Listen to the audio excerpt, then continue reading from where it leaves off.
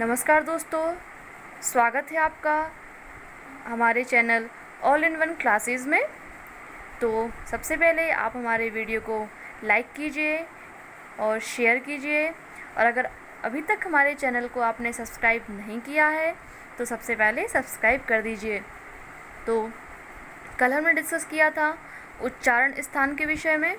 आज हम पढ़ेंगे प्रयत्न क्या होते हैं और यह कितने प्रकार के होते हैं। तो प्रयत्न को पढ़ेंगे। प्रयत्न किसे कहते हैं?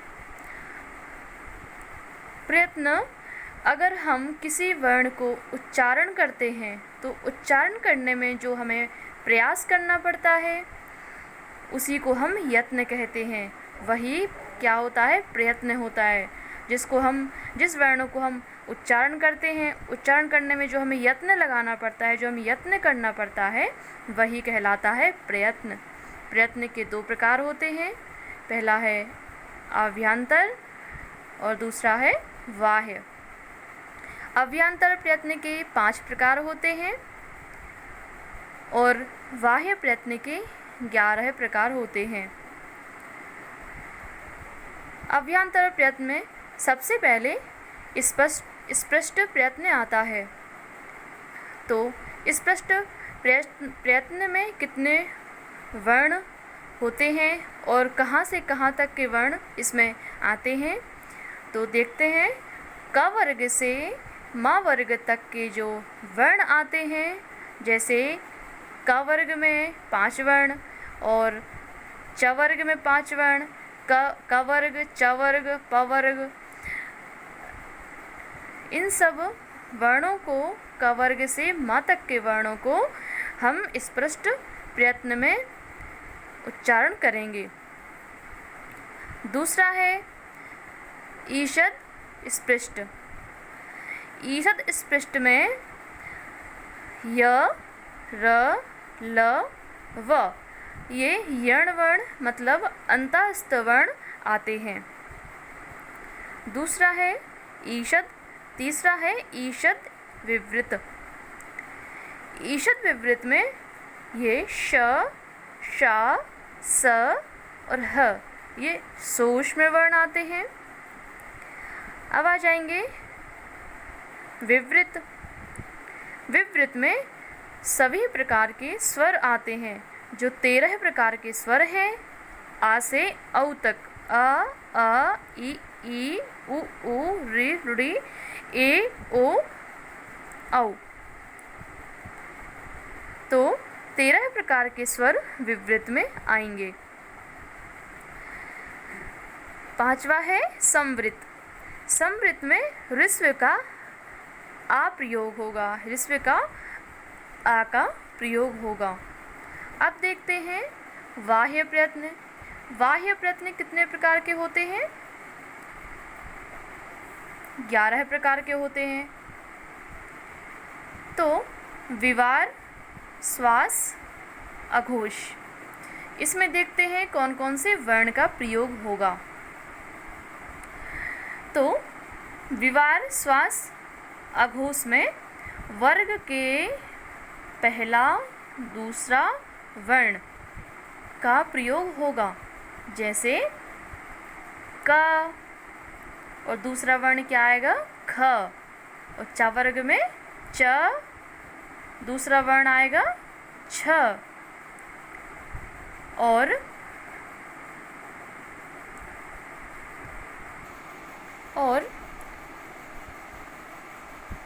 ट वर्ग में आएगा ट और ठ। त और थ। प वर्ग में आएगा प और फ।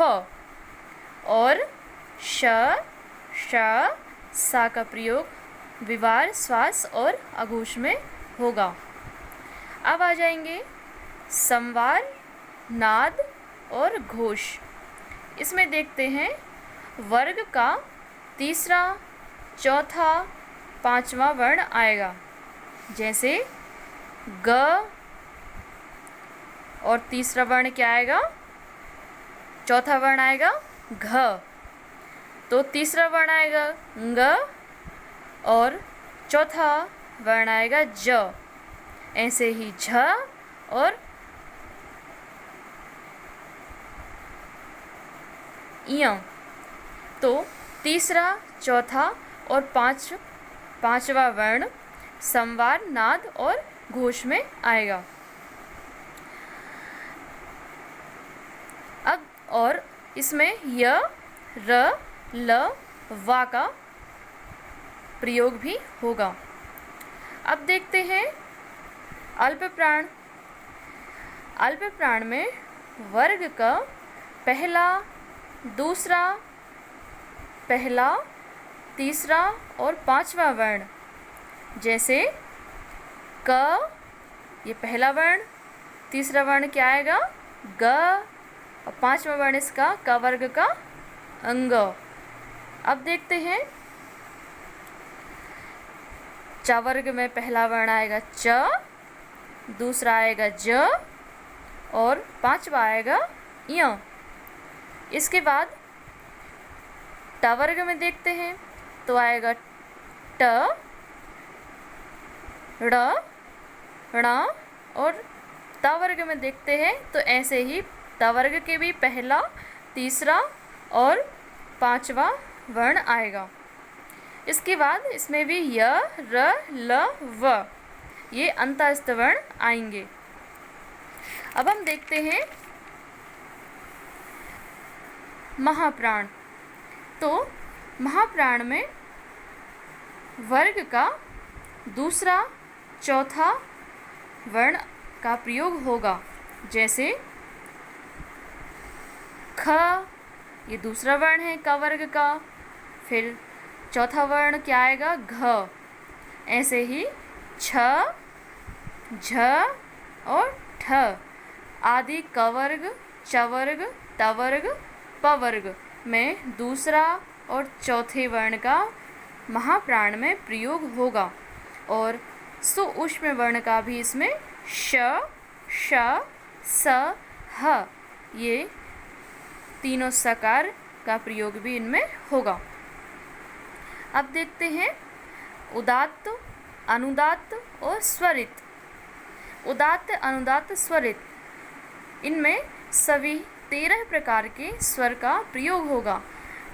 जैसे आ से औ तक के जो 13 प्रकार के स्वर हैं, इन सभी का प्रयोग उदात्त, अनुदात्त, स्वरित में होगा। तो आज हमने प्रयत्न के विषय में पढ़ा। कल हम पढ़ेंगे इसके आगे। तो सबसे पहले हमारे वीडियो को ज़रूर सब्सक्राइब कर दीजिए और वीडियो को लाइक करें और शेयर करें। धन्यवाद।